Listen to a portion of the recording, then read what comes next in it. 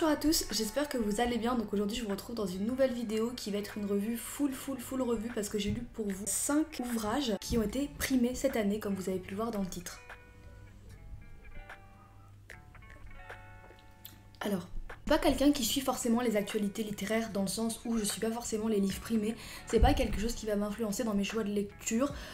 Généralement je vais pas suivre les avancées des prix, donc le but de cette vidéo ça sera pas de vous dire est-ce que ce livre il vaut mieux son prix qu'un autre qui a été sélectionné au prix Goncourt par exemple, pas du tout. Le but c'est juste de voir ce qui a été proposé, ce qui a été mis en avant cette année, peut-être d'ailleurs pour se rendre compte des tendances, des goûts qui peuvent se mettre en avant au niveau de la lecture, mais aussi peut-être pour voir les enjeux des différents prix littéraires.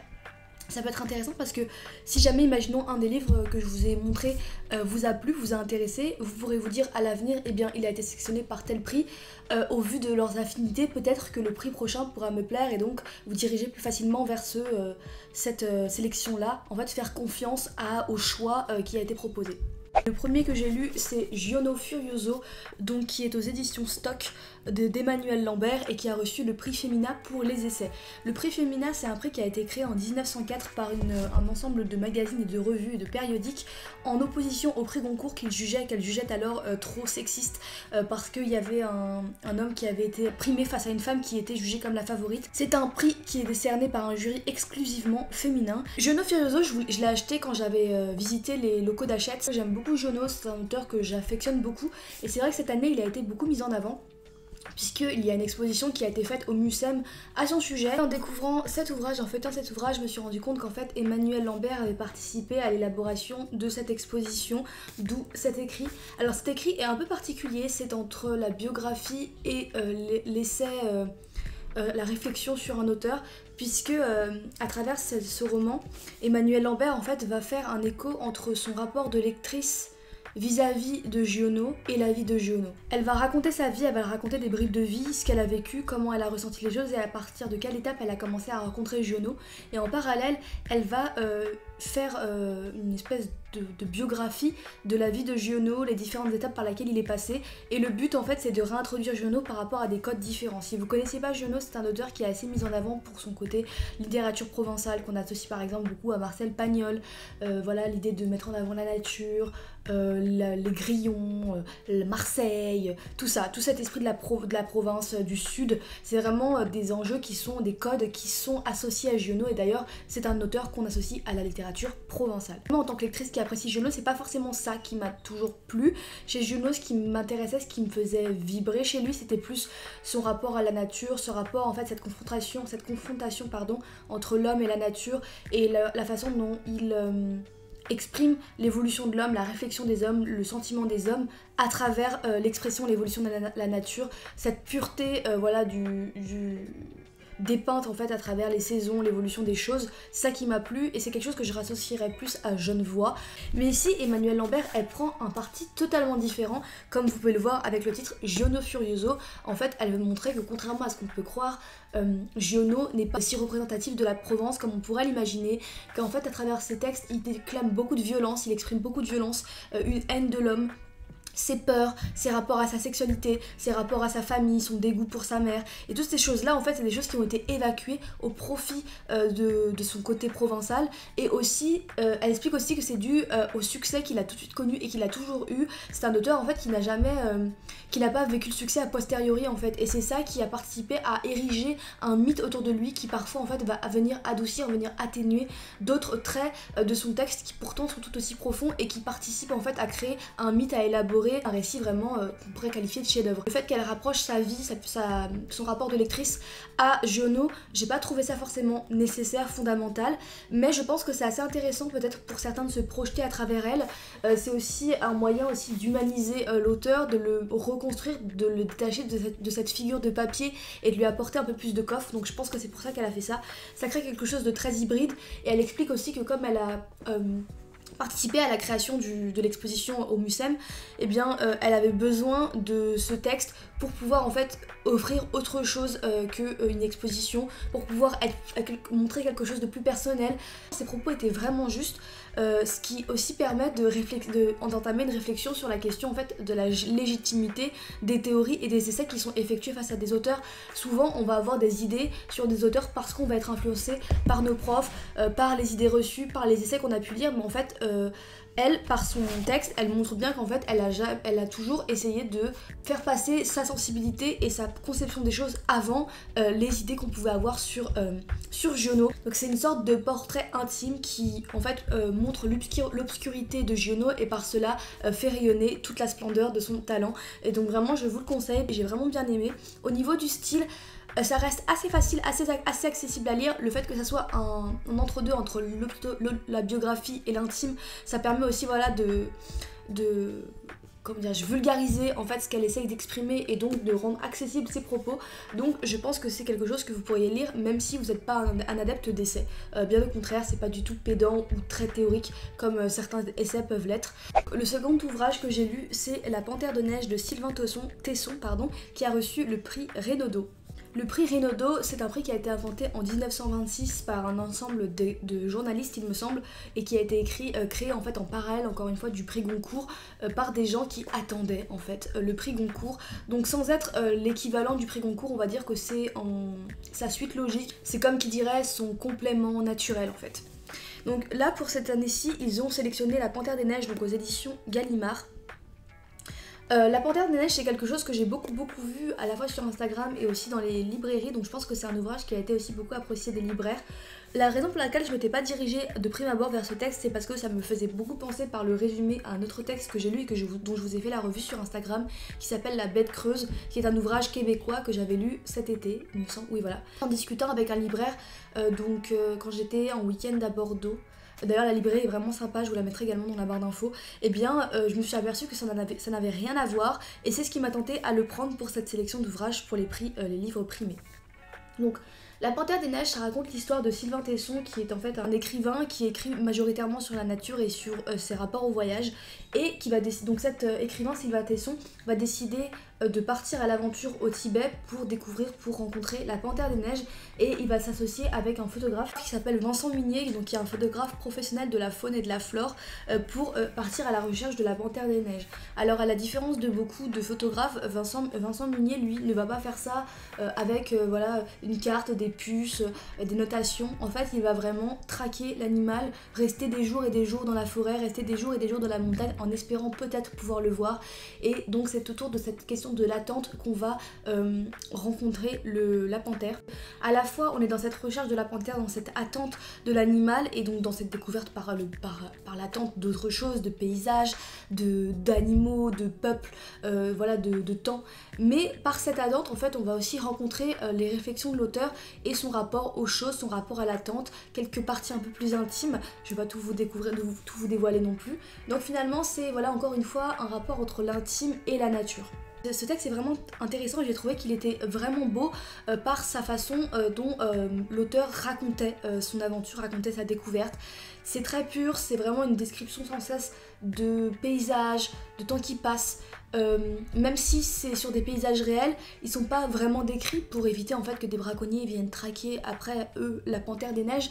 Donc on est presque dans un univers fantasmagorique puisqu'ils inventent des noms de villes, des noms d'îles, des noms de montagnes.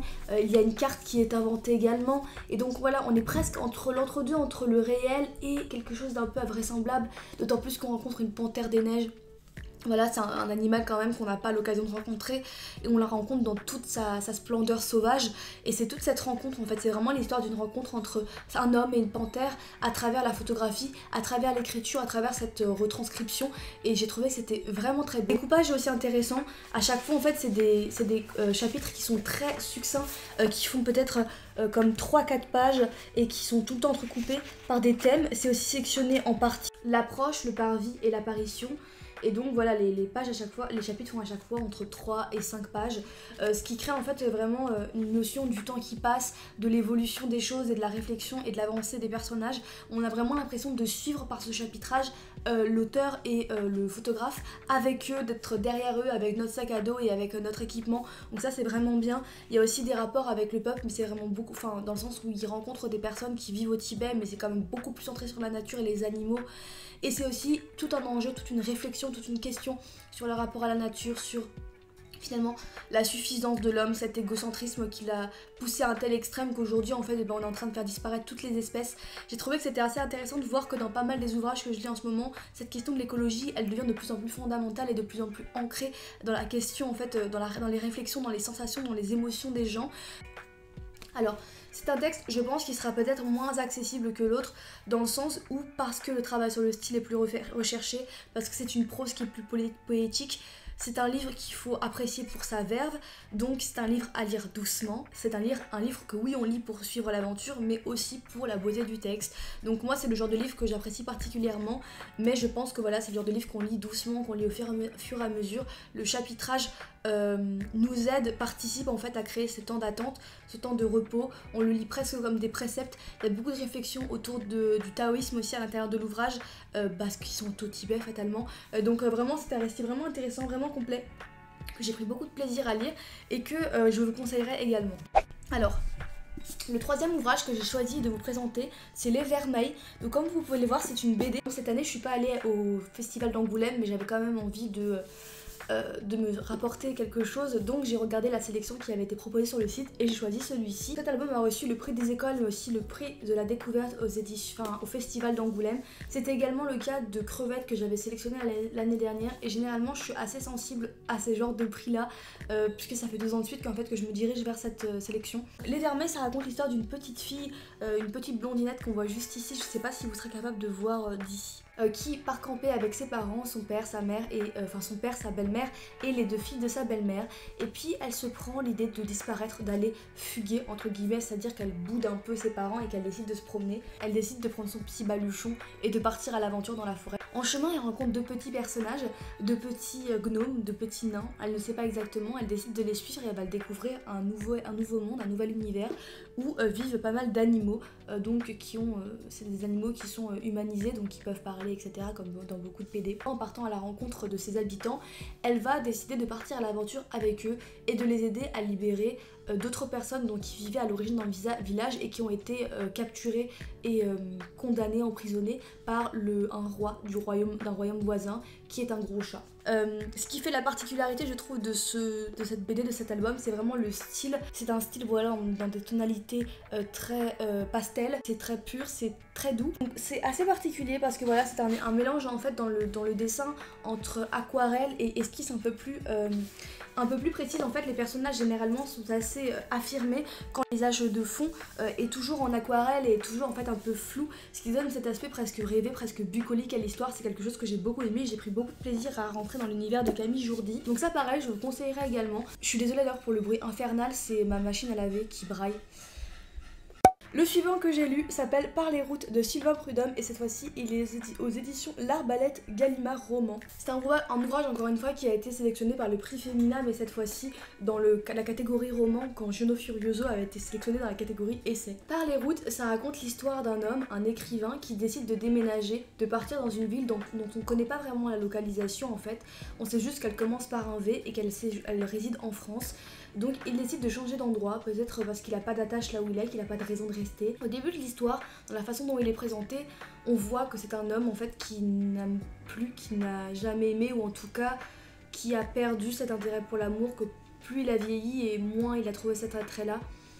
Et donc quand il arrive dans cette ville-ci, c'est un homme qui n'a pas d'attente, qui a juste pour objectif en fait de travailler, de rester seul, mais avec cet espoir, cette envie qui est propice aussi au déménagement, avec cette idée que voilà il devient, je suis désolée pour la lumière, qui est propice aussi au déménagement, avec cette idée voilà, d'un nouveau départ, d'une nouvelle vie, d'autant plus qu'en fait il va vivre seul, presque comme un étudiant. Et donc il y a quand même cette excitation c'est dans cette vie, dans cette nouvelle rencontre, mais qui reste quand même relativement plate. On voit que c'est quelqu'un de longiligne, qui n'est pas traversé par des choses qui vont le bouleverser. Là-bas il connaît 2 voire 3 personnes en se disant très bien, j'aurai pas assez de contacts pour être dérangé, mais en arrivant là-bas, eh bien, il va quand même dîner avec son cousin qui va lui présenter une femme qui s'appelle Jeanne, et cette femme va lui dire que elle pourrait sûrement s'entendre avec un couple dont un homme, et cet homme tout de suite il lui fait penser à quelqu'un, et il s'avère qu'il avait raison parce que cet homme en fait c'est l'autostoppeur. L'autostoppeur c'est un homme qui fait partie de la jeunesse de l'écrivain. Pendant des années, eh bien, il a pris la route, il a pris sa petite carte, son petit sac à dos, et il a voyagé à travers la France par la voiture, par ce moyen de locomotion. Alors pas forcément dans un but précis, juste pour le plaisir en fait de vaquer à travers la ville.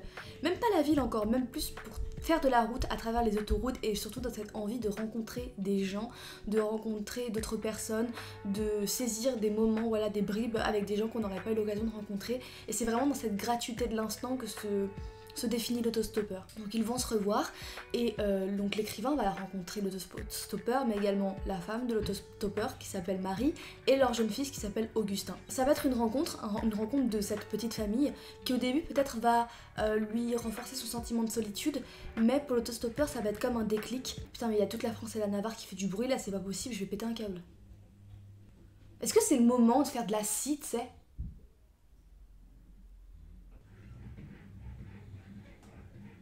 C'est une coïncidence de se rencontrer après 20 ans sans s'être parlé, qui va lui rappeler des souvenirs de sa vie passée, mais en même temps qui va le projeter dans totalement autre chose. Parce que l'autostoppeur, cette fois-ci, il va le rencontrer en couple, amoureux, avec un enfant, donc père, et par ce biais de l'autostoppeur, par cette rencontre, cette redécouverte, et bien il va rencontrer quelqu'un d'autre, il va rencontrer Marie. Et en fait ça va être cette rencontre donc d'un homme face à cette femme qui finalement est engagée avec son ami, et donc ça va créer toute une réflexion autour de l'amour naissant entre les deux, sachant que l'autostoppeur en fait après l'arrivée de l'écrivain va décider de repartir sur les routes, de partir toujours plus longtemps, et c'est dans cette finalement dans cette fissure, dans cette rupture du couple que l'auteur va trouver sa place petit à petit. Et donc c'est une histoire sur l'amour qui est assez moderne, qui est assez contemporaine, mais en même temps qui est complètement fantasmagorique, parce que les rapports entre tous les personnages restent toujours positifs, ce qui je trouve est compliqué, la réalité des relations amoureuses et humaines. Pour vrai, ce livre-là, j'ai vraiment adoré l'histoire. C'est quelque chose de très prenant, on est tous plongés dans le récit, les personnages sont très intéressants, le récit est très bien construit, il y a pas forcément une action genre grandiose, mais c'est vrai que l'auteur avance le récit d'une certaine manière qu'on peut pas décrocher des pages. La plume est assez facile à comprendre, il y a des moments où il y a quelques petites pointes de style, mais je trouve que c'est pas forcément ça qui fait la force de ce roman, c'est vraiment sa capacité à vous prendre. Encore une fois, c'est une réflexion sur un autre monde, dans le sens où l'autostoppeur, par ses choix de voyage, en fait, eh bien, il fait des choix en décalage par rapport à ce que nous on a l'habitude de faire, et donc fatalement il propose d'autres lignes, d'autres axes, d'autres réflexions, d'autres façons de vivre le monde.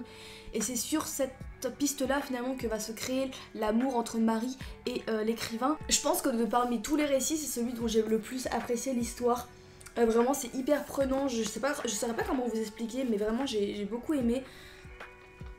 On est tout le temps au niveau de l'écriture, on est tout le temps à travers le point de vue omniscient donc du protagoniste. Parfois on va avoir quelques dialogues, mais majoritairement ça va être vraiment le personnage qui va nous raconter en fait son histoire. On a presque l'impression finalement que c'est son journal intime qui nous raconte cette redécouverte des gens, et finalement ce moyen pour lui de vivre à nouveau, de vivre autre chose dans un moment où il est dans cette période de latence, de vide, de trou. Vraiment un récit sur l'amitié, la force du désir, la multitude des possibles, voilà, des axes qui peuvent, je pense, tous vous parler. Vous serez pas déçus en fait si vous choisissez ce récit-ci cette année ou pour bientôt dans vos lectures prochaines. Je pense pas que c'est quelque chose qui pourra décevoir quelqu'un ou pas plaire, vraiment l'univers est hyper sympa. Pour finir, je voudrais vous parler de Changer l'eau des fleurs de Valérie Perrin. Alors c'est un livre dont j'ai déjà fait la revue sur Instagram cet été, puisque c'est quelque chose que l'un d'entre vous m'avait proposé sur Discord il me semble, mais comme tout le monde ne me suit pas sur les réseaux, mes autres réseaux sociaux, je me suis dit que c'était quand même bien de l'incorporer, sachant qu'il a reçu le prix des lecteurs. L'Angelo des Fleurs, de quoi ça parle? Ça fait quand même une couple de mois que je l'ai pas lu, donc j'espère que je vais me rappeler de l'histoire. Ça raconte l'histoire d'une jeune femme qui s'appelle Violette Toussaint, qui vit dans un cimetière, qui garde le cimetière. Elle garde cimetière dans une petite ville de Bourgogne. Les gens viennent en fait à son passage, viennent dans sa petite maisonnette pour se réchauffer, pour parfois transmettre leur peine, pour échanger avec elle, et elle prend vraiment son rôle de garde cimetière à cœur. Mais finalement on va rentrer dans l'histoire en se disant mais quels sont les événements qui ont poussé cette femme à vivre cet étrange destin, à vivre cet étrange métier. Et donc à travers le récit on va faire des sauts en fait voilà, entre son passé et son présent pour découvrir son histoire, ce qu'elle a vécu, son histoire d'amour, l'enfant qu'elle a eu avec cet homme qu'elle a aimé. Voilà, il y a tout un drame qui s'est déroulé et qui a fait qu'elle en est là aujourd'hui. C'est aussi un récit où plusieurs vies s'entremêlent, puisqu'on va découvrir à la fois la vie de Violette mais aussi la vie de son ex-conjoint, la vie d'un homme qui va partager sa vie peut-être, la vie de ses amis, la vie des gens qui travaillent avec elle. Et donc on va sauter à la fois de personnage en personnage, mais aussi de temporalité de cet ouvrage. Je l'ai lu cet été et honnêtement je l'ai beaucoup aimé, très prenant, parce qu'il connaît très bien les codes pour vous convaincre de lire, pour vous plonger dans une histoire et pour vous faire vous saisir aux pages en voulant à tout prix connaître la suite. C'est pour ça qu'en fait il m'a plu, mais c'est pas ce que j'appellerais de la littérature pour moi. J'ai pas envie d'être péjorative en disant que c'est un roman de gare, parce que tout de même j'ai trouvé que la psychologie des personnages était très intéressante. L'auteur en fait ne choisit pas de créer un monde complètement binaire où il y a les méchants et les gentils. Voilà, tous les personnages ont leur part de tort et leur part de faute, leur part d'ombre et leur gentillesse qui les ont poussés à être ainsi. Et donc c'est ça qui est assez intéressant, c'est qu'on n'est jamais complètement sûr de basculer vers un avis, de se donner un avis sur les personnages, ce qui nous pousse en fait à tout le temps vouloir suivre l'histoire pour comprendre pourquoi ils en sont arrivés là et qu'est-ce qui est arrivé à cette personne et qu'est-ce qui est arrivé à l'autre, etc. Après voilà, ça reste un récit qui finit bien, une ambiance quand même facile, mais honnêtement j'ai pris beaucoup de plaisir à le lire. L'histoire est vraiment très sympathique, c'est quelque chose que je trouve qui se porte très bien au récit d'été, mais voilà, je pense que, imaginons si on me redemande d'en parler l'année prochaine, c'est clairement pas le livre dont moi je parlerai pour dire voilà, ça c'est le livre que j'ai lu cette année qui m'a vraiment bouleversée. Après voilà, c'est une sélection qui a été faite au prix des lecteurs, ce qui me paraît en fait cohérent. Je dis pas que les lecteurs sont pas capables de choisir des beaux textes, mais tout simplement que les enjeux sont pas les mêmes. Les prix des lecteurs, peut-être qu'un lecteur, lui, ce qu'il va chercher, c'est pas forcément toujours la beauté du texte, mais plutôt c'est être pris dans un univers, rentrer dans une histoire, rentrer dans une bulle.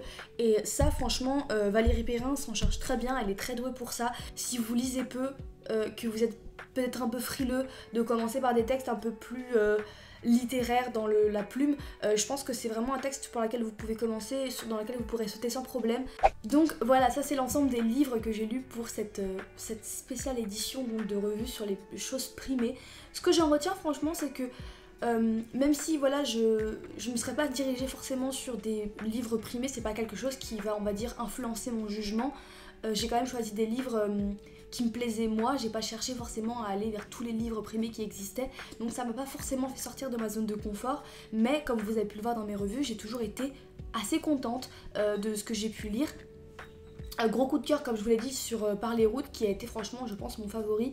J'ai beaucoup aimé tous les ouvrages que j'ai lus, mais c'est vrai que Par les routes, j'ai été vraiment prise par l'histoire, mais il avait cette petite chose en plus que n'avait pas L'Angelo des Fleurs, c'est-à-dire cet aspect beaucoup plus littéraire et qui passait plus par la beauté du texte, et c'est ça qui m'a plu et qui a fait, on va dire, qu'il l'a mis plus haut sur mon classement que aurait pu l'être L'Angelo des Fleurs par rapport au style.